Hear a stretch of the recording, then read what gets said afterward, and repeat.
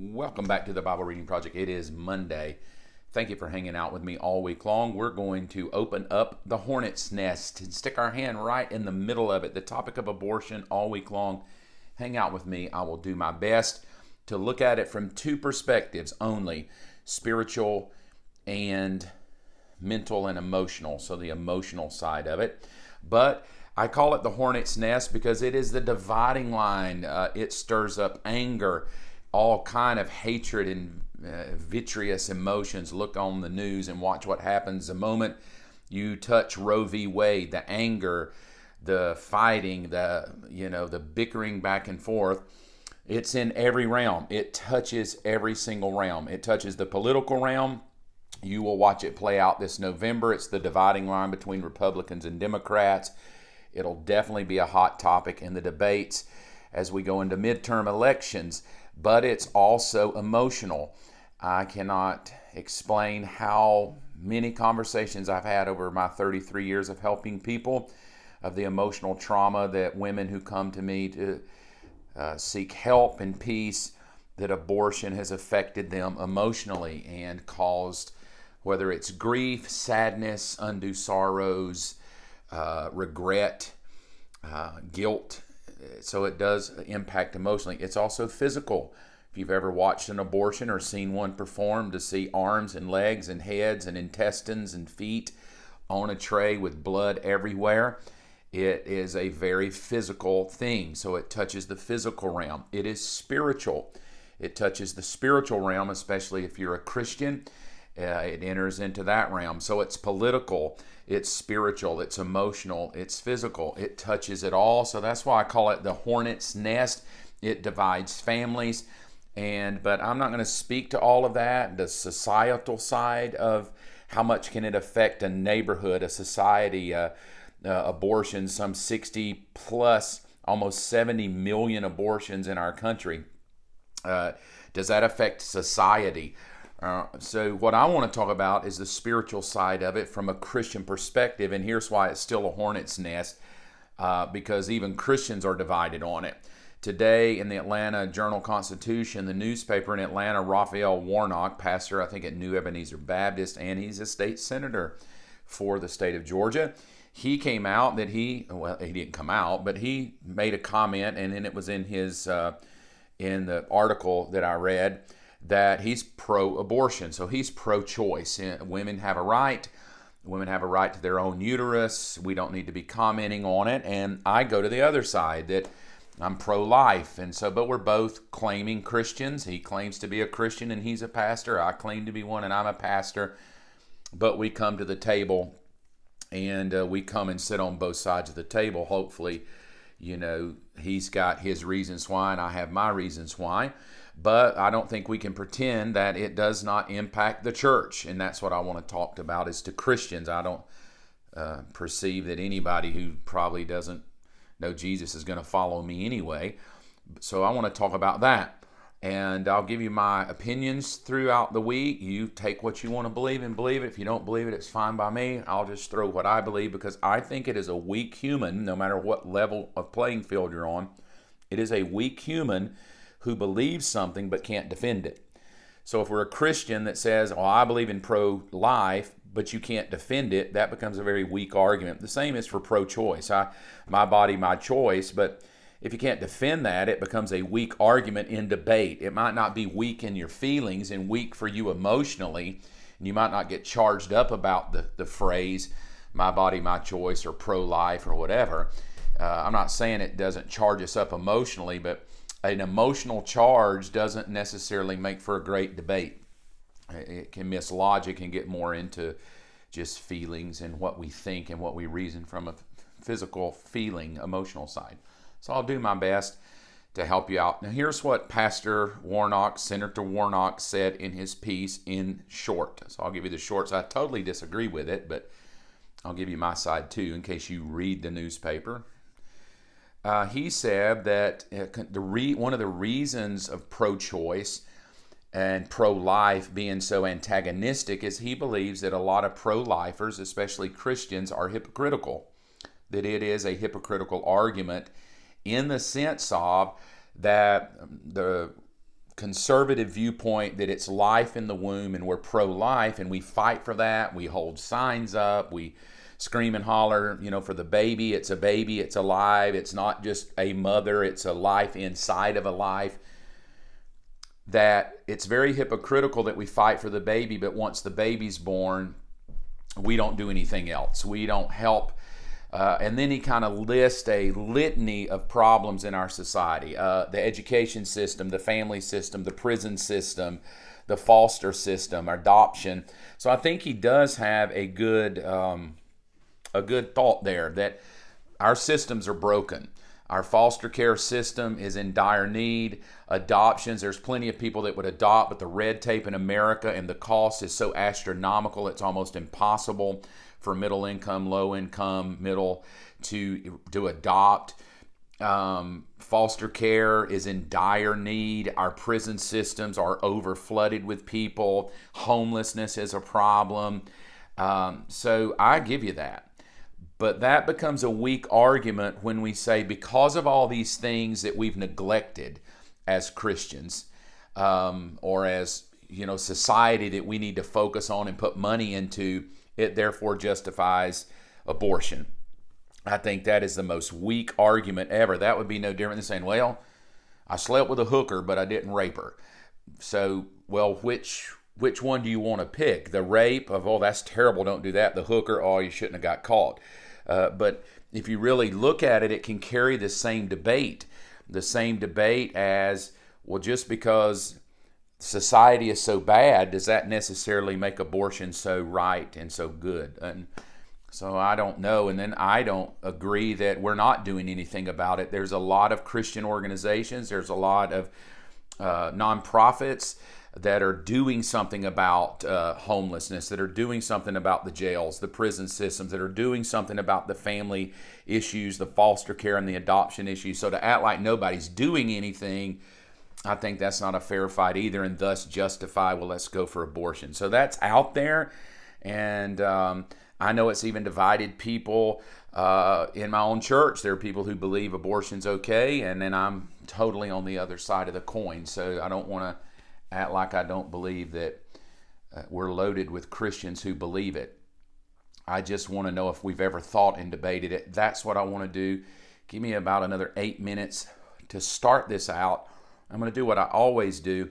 I'm going to go to the book of Genesis and start with a premise, and then we're going to work our way all the way through it. We're going to talk about my body, my choice. Is that even a good thing or a bad thing? And how it all plays out, and can we defend our faith? So my issue is to give you something on the pro-life side that you could use to defend what you believe rather than just going, it's wrong. So if you're a Christian and you don't believe in abortion, but to have something more than I just think it's wrong, you're killing a baby. So I want to talk about that. Let's go to where you always go. I always start here anytime I try to work something out, and this has been a difficult one through the years to work out as far as to be able to explain it, I believe, in a logical, reasonable scriptural way. It is a Christian viewpoint, so I'll give it to you. Genesis chapter 2. When the Lord God made the heaven and earth, verse 4, neither wild plants or animals were growing, because God had not sent the water on the earth, and there were no people to cultivate the soil. Instead, springs came up from the ground and watered the land. Verse 7 gets very interesting. Then the Lord God formed the man from the dust of the ground. He breathed into him the breath of life into man's nostrils, and man became a living person. So here's what we know about the human man, male Adam, the human side that's male. He was created from a lump of dirt, and that lump of dirt left to itself does nothing. That lump of dirt, it can hold a seed, it can grow a seed, it can erode away, but that lump of dirt all by itself, come back 10 years later, if no seeds have been put in it, if nothing has been done to it, it's just still going to be a lump of dirt. So God starts out by taking a lump of dirt and inserting life into it, and then breathes on it and says, now the lump of dirt that had no life within itself has been given life. Fast forward down to verse 21, talking about the woman, the female side. So we get the male side's a lump of dirt. You're welcome, females. The male side's a lump of dirt that has life breathed into it. Listen to the female.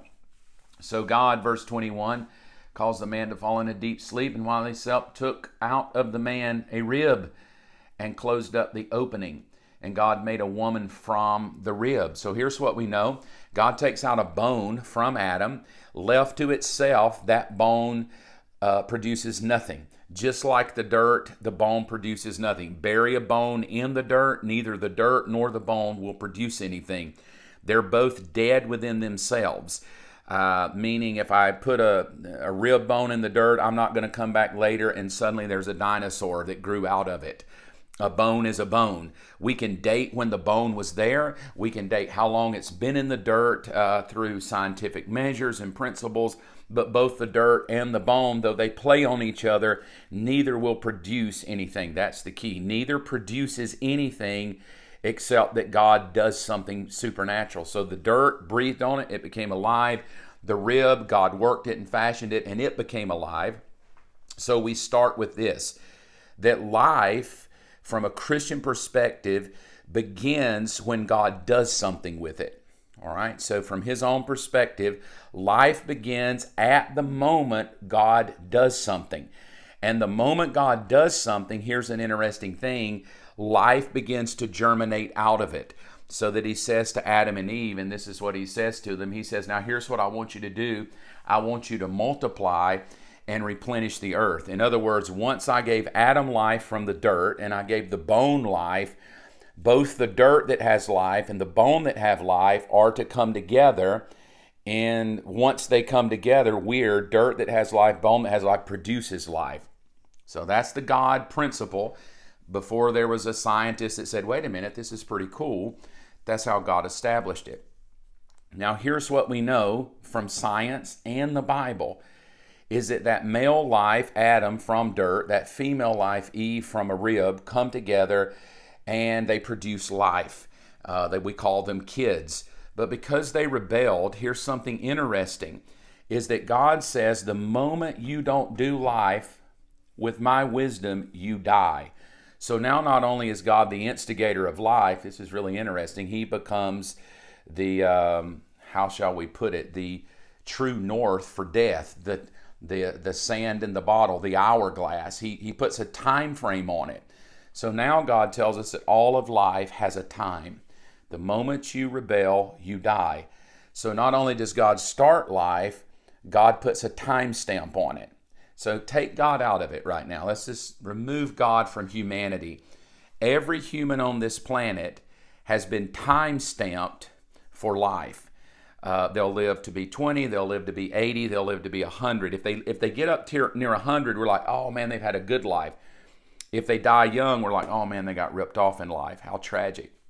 But one thing we know is that when life begins, it gets time stamped, that it's given a reasonable amount of time to be alive.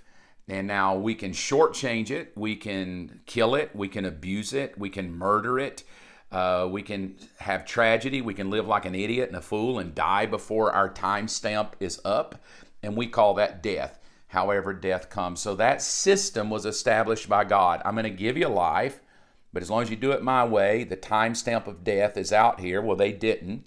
So now there's a time stamp on everybody. You got a day you're going to die. I don't think that's even something we would have to debate. Everybody that would believe in abortion would come to this reason. Death is real. So whether the death of the fetus, the death of the baby, the death of the mother, the death of you 20, 50 years down the road, I think all of us would have to agree, as hard as we try as humans not to die, to extend life, to go to the gym, to eat better, to live longer, to get rid of the wrinkles, bottom line to everybody, whether you believe in abortion or not, we would all have to say that we humans are on a time stamp and there's coming a day when we die. All right, so now watch what God did, and this is where I want to tie that into the thought of is the thing, we'll call it a thing, inside a woman, is that a fetus, a clump of cells, or is that a baby? And that's what we're going to argue. Christians who believe in pro-life says, no, it is a baby. It is alive.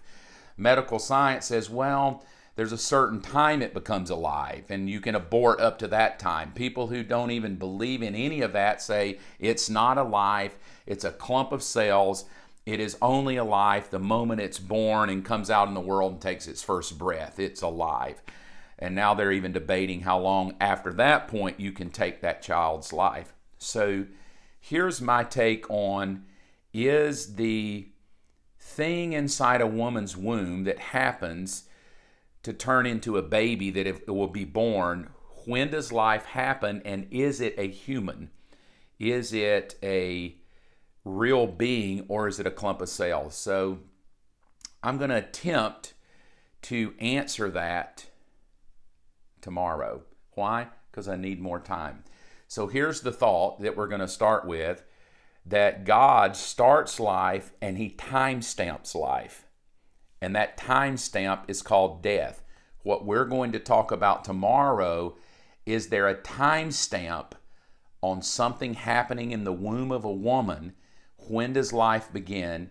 We're going to look at that tomorrow from a scriptural perspective. I think it'll challenge you. I'll share it with you tomorrow. Have a good day. Hang out with me all week. I'll give you some questions here in the bottom to look at and debate on. See you tomorrow.